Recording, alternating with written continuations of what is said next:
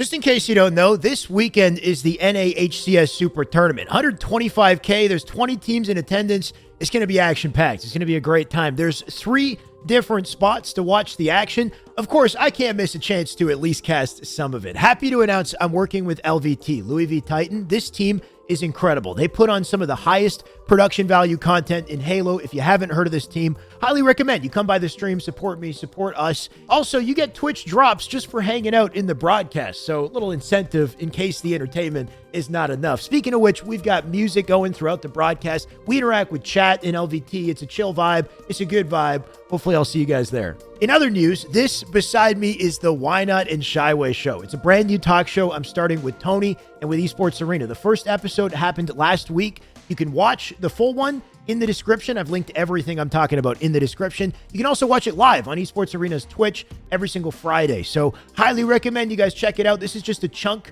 of the episode. We're talking about FaZe. If you like content like this, let me know. Hit the like button, sub to the channel. Enjoy the video. FaZe. We got to talk about FaZe and United, arguably the biggest teams to talk about here. Tony, let's jump into FaZe. Why are we talking about FaZe? What do you mean? Why? Yeah, I wonder. Why talk about FaZe, who's right? on their team? Like Tell me who's on their team right now. Just they're not super well known, Tony. They're not like they're kind of just on the lower end of the spectrum. I want to say in terms of popularity. Snipe Down, Spartan, Renegade, and Falcated. What do you think? I'm flabbergasted. Okay, that's their roster. I'm shocked. I didn't know this. We only just found out. We didn't know months ago that they were already playing together. You didn't know months ago. I knew. I knew June 1st. I don't know what you talking about. Look at my YouTube videos. You'll find out. I knew since June. That's fair. And I mean, shout out to you, Tony. Honestly, if you're not aware, Tony does a copy, basically this, on YouTube in more detail. So if you want like an extended version, Tony's got all the details. He's got like you said, you knew about this for, I want to say, months. Now, it was not a very well-kept secret. They changed their weapon skins. You know, at one point, this is like a week ago, too, Spartan turned his Twitter off as well. He's like in loading phase, 50% or whatever, right? That was pretty cool. Renegade at the end of his VOD yesterday talked about his journey and why he left Cloud9. I'd recommend some of you guys go and watch it towards the end of his stream.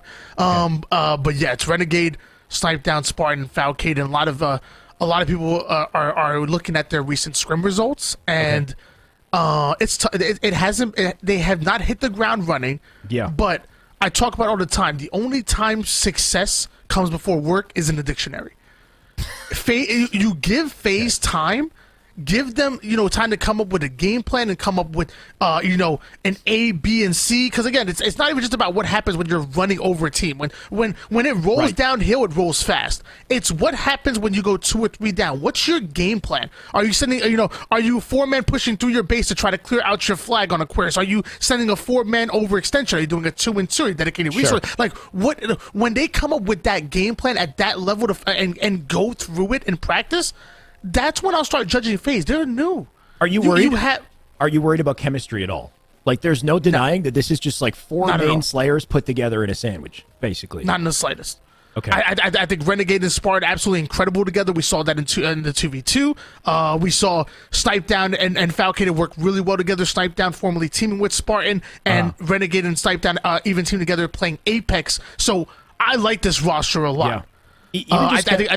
Sorry, go ahead. I think that's great. A lot of people are questioning, oh, they don't have an objective player. They don't have this, that, and the third. They don't have an IGL. First of all, I'm going to be very clear with this. In 2022 Halo, I don't think there is an objective role. I think there's a player that does a dirty work, but when you have the likes of Spartan, Falcade, and Renegade, we're not talking about slayers that are baiting each other. We're not talking about them sitting across the map and long range. We're talking about players that are in the action. On Aquarius, they're not sitting top mid. They're in utility. They're getting in the face. They're pushing spawns. They're putting pressure.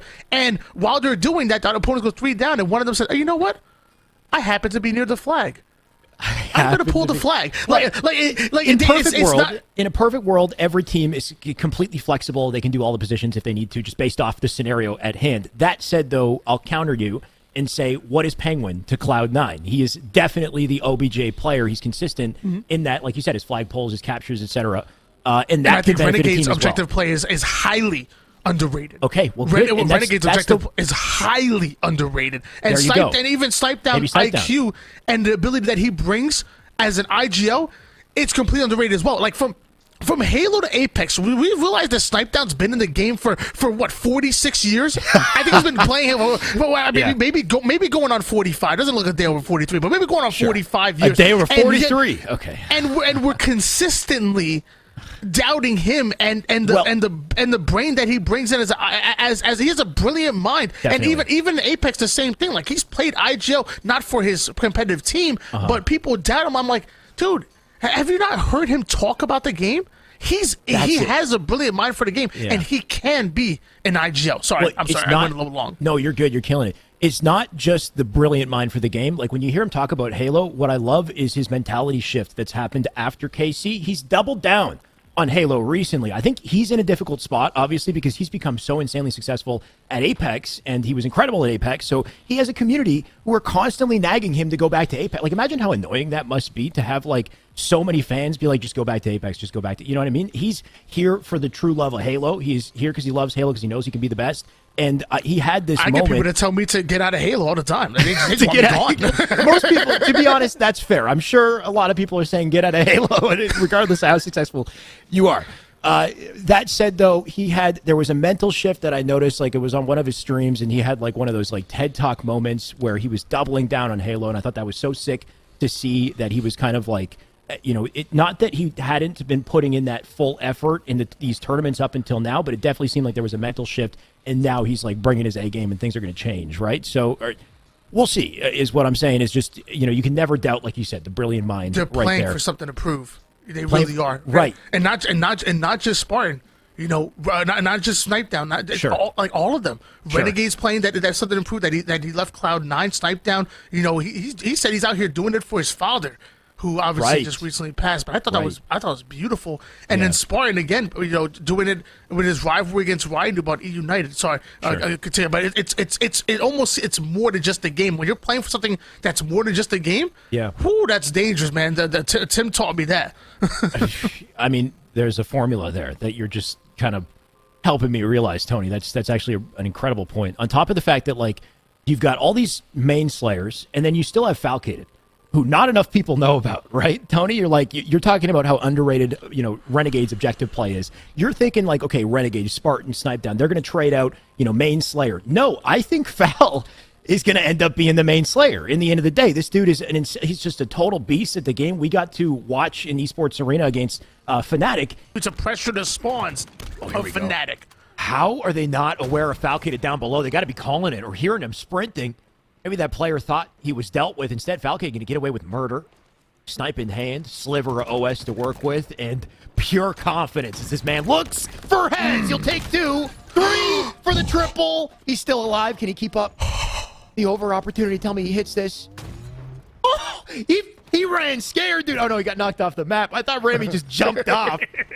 I've said it time and time again. Falcated is one of the most, if not the most underrated players that we have in our league. When we talk about top 5 in the game, when we talk about top 5 as far as slaying, not many are mentioning this man, and they should. He's the real deal. 16-6 right now. 4 assists to go along with it, and a large reason why Roku are now 7 kills, make that 6 kills away. Starting to hurt them, starting to hurt their efficiency too as they stagger their way to the hill. Renegade looking for an opening, but a shock is what he gets instead. Fal gonna get a double to answer back. He's got the sword in hand, but he can't deal with 2 here in the doorway. What? Oh my God, the movement. He's back down below. Where is this man? He's everywhere at once. My God. Tony, that fade out jump with a perfectly timed repulse without a second wasted. He's in and out of these fights. So this man is once again unsung hero, insane slaying ability, and we still haven't seen enough of it. And even with a team of main slayers, I still think he might actually be the focal point slayer for the team. So it's just so interesting, like, what to expect out of this team, Tony. I think they can all do it all, which is just crazy. Like you said, they're not hitting the ground running yet. We're just going to have to wait and see. Maybe land performance is the key there, but just insane team on paper, and I can't wait. They're going to get the most of the spotlight, I think, coming into the Super and beyond.